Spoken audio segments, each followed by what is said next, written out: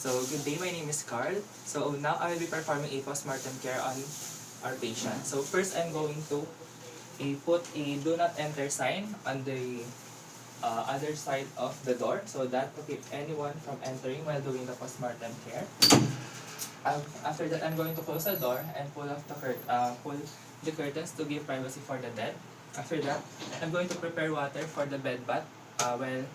Assuming that I've already put water in this basin, I will now raise the bed and flatten it out.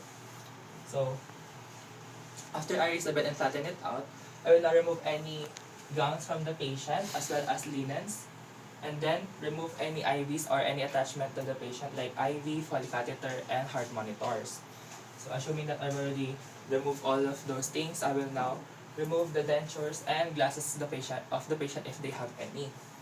And then later, after we remove this, we're going to put it back on the body bag alongside with the patient.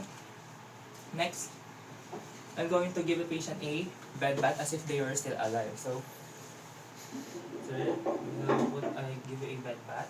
Okay. So, after giving a bed bath to the patient, of course, you still need to talk to them while doing the procedure to give privacy, respect and dignity for the patient. After that, I'm going to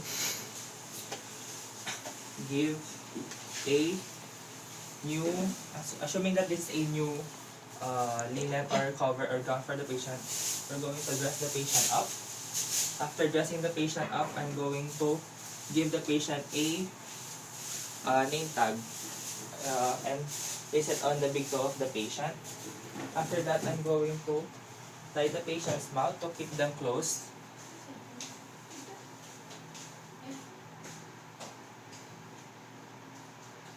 After tying the patient's mouth and keeping them closed, we're going to put on some cotton balls on the patient's ears, as well as the patient's eyes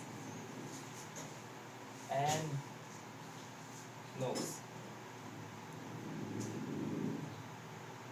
After we do that, I'm going to close this, assuming we're going to use this bed linen since we don't have a body bag for the dead or for the patient. So we're going to close the patient up.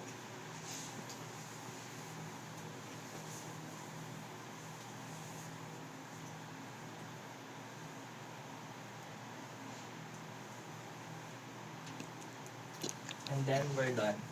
Thank you.